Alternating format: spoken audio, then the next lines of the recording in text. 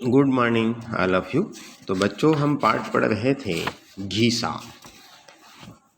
घीसा पाठ के अंतर्गत लेखिका यह बात कहती हैं कि वह घीसा के जीवन में अनेक कठिनाइयाँ आए और उन कठिनाइयों को झेलने का प्रयास उसकी माता जो है करती रही और पढ़ाने के लिए निवेदन की। अब घीसा जो है लेखिका के उस विद्यालय में आकर, जो बरगद वृक्ष के नीचे लगता है, पीपल वृक्ष के नीचे लगता है, वहाँ रोज आकर बैठ जाया करता है जब भी स्कूल लगता है।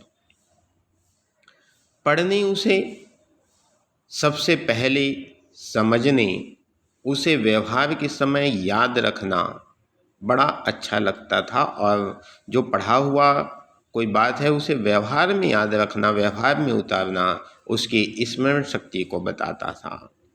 उसके पुस्तक में एक भी कहीं धब्बा नहीं लगता था। स्लेट जो है चमचमाती रखता था, बड़ी साफ सफाई रखता था। अपने छोटे से छोटे काम का उत्तरदायित्व जो है बड़े गंभीरता के साथ घीसा जो है निभाया करता था। उसके समान कोई चतुर न था उस बच्चों के बीच में। इसी से कभी कभी लेखिका कहती है कि मन चाहता है कि उस घीसा को उसकी माँ से मांग ले आऊं, मांग कर ले जाऊं और अपने पास रख लूं और उसके विकास की, उसकी पढ़ाई लिखाई की उचित व्यवस्था कर दूं। परंतु दूसरे मन वह सोचती है, विचार करती है, उसकी माँ विधवा का इसके सिवाय दुनिया में और कोई सहारा नहीं है। उसके पति के छोड़कर जाने के पश्चात, परलोक सिधारने के पश्चात बिल्कुल अकेली हो गई है। अगर उसके बेटे घीसा को मांग कर ले जाती हूँ तो उसके जीवन और नरक जैसा हो जाएगा। ऐसा सोचकर लेखिका जो है शांत रह जाती है और घीसा को उसकी माँ से कभी मांगती नहीं है।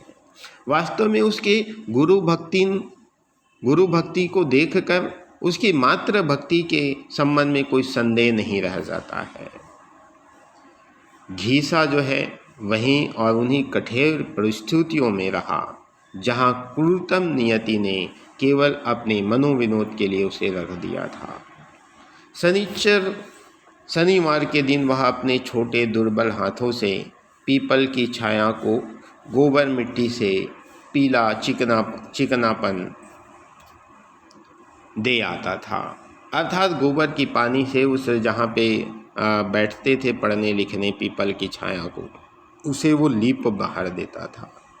और रविवार के दिन, इतवार के दिन माँ के मजदूरी पर जाते ही एक मैले फटे कपड़े में बंधी मोटा सा रोटी या कुछ नमक, कुछ गुड़ की दली या चबैना साथ में लेकर वह बगल में दबाकर पीपल की छाया को एक बार फिर झाड़ने बुहारने के पश्चात वह गंगा के तट पर आ बैठता और अपनी पीली सतेज आँखों पर सांवले हाथ की छाया कर दूर दूर तक दृष्टि दौड़ाकर, हाथों की छाया लगाकर वह दूर दूर तक दृष्टि दौड़ाकर लेखिका के आने का इंतजार किया करता था।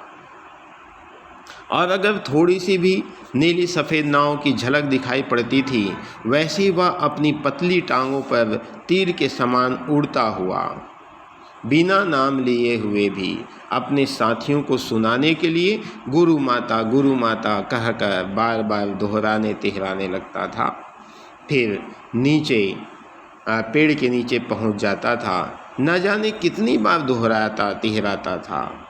तिहराते हुए कार्यक्रम की एक अंतिम आवृत्ति जो है आवश्यक हो उठती। पेड़ के नीचे डाल पर रखी हुई मेरी जो शीतल पाटी है वह उतार कर वह बार बार झाड़ पोंछ कर बिछा देता था। कभी कभी काम न आने वाली सूखी स्याही से काली कच्चे कांच की जो दवात जो टूट गया था, नीब जो टूट गए थे, उखड़े हुए रंग वाले भूरे, उस कलम को भी पेड़ के कोटर से निकालकर यथास्थान रख देता था। तब इस विचित्र पाठशाला का विचित्र मंत्री और निराला विद्यार्थी जो है आगे बढ़कर लेखिका को प्रणाम करते थे, लेखिका का स्वागत करते थे। महीने में 4 दिन ही लेखिका जो स्कूल पहुंच सकती थी और वह रविवार को, कभी कभी काम की अधिकता से एक आधे छुट्टी भी उसे लेना पड़ जाता था। एक आधे छुट्टी भी उसे लेना पड़ जाता था। एक आध छुट्टी लेने के उपरांत भी उस थोड़े से समय और गिने दिनों में भी लेखिका बात कहती है, उस बालक के हृदय का परिचय मिला। वह चित्र के एल्बम के समान निरंतर नवीन सा लगता था। लेखिका कहती है, मुझे आज भी वह दिन नहीं भूलता जब मैंने बिना कपड़ों का प्रबंध किए हुए सारे बच्चों को साफ सफाई का पाठ पढ़ाते हुए यह आदेश दिया था कि सब नहा धोकर साफ स्वच्छ कपड़े पहनकर आएंगे।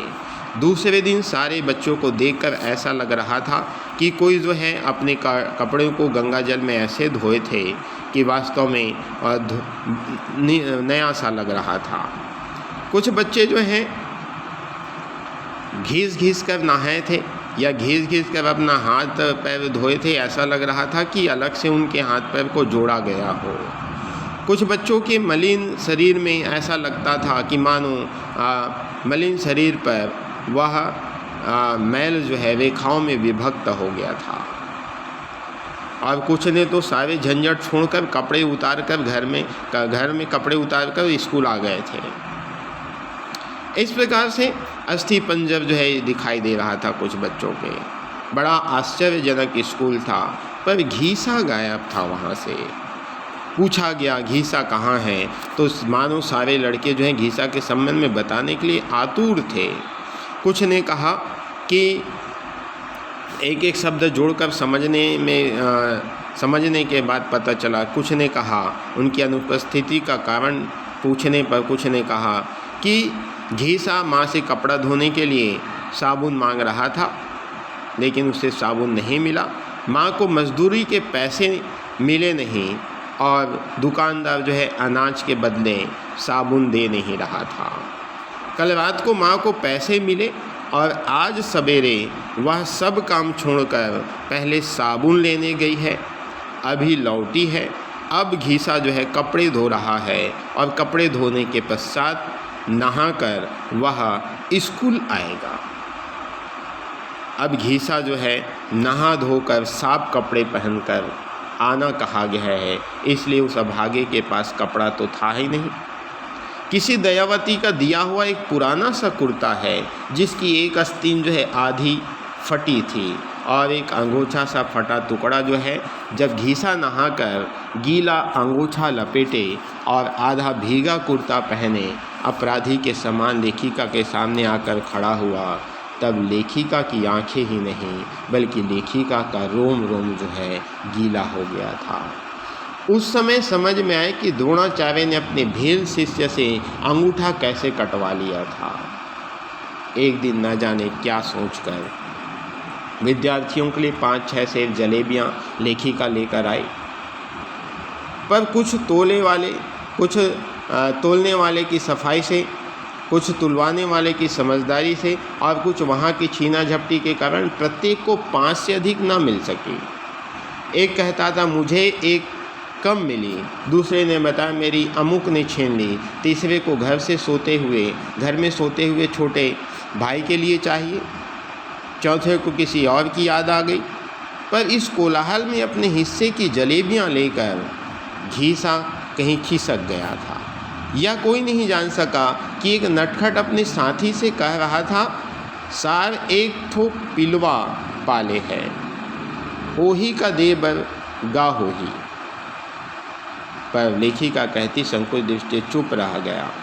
तब तक घीसा लौटा ही उसका सब हिसाब ठीक था। जलखई वाले छन्ने में 2 जलेबियां लपेटकर वह माई के लिए छप्पर में छुपाया। एक उसने अपने पाले हुए बिना माँ के कुत्ते के पिल्लों को खिला दिया और 2 स्वयं खा लिए। और पूछने पर उसकी संकोच भरी आंखें झुक गई, ओठ कुछ हिले। पता चला कि पिल्ले को उससे कम मिली है, दे तो गुरु साहब पिल्ले को ही एक और दे दो। इस प्रकार से उसके शारीरिक हाव भाव से पता चल रहा था। तो इस प्रकार से घीसा जो है, जो जलेबी 5 मिले थे 2 अपनी माँ के लिए रखा छुपाकर, एक जो है कुत्ते के पिल्लों को दिए और एक जो है अपने 2 जो है अपने स्वयं के लिए। इस प्रकार से तो बच्चों आज के लिए इतना ही, बाकी कल देखेंगे। धन्यवाद।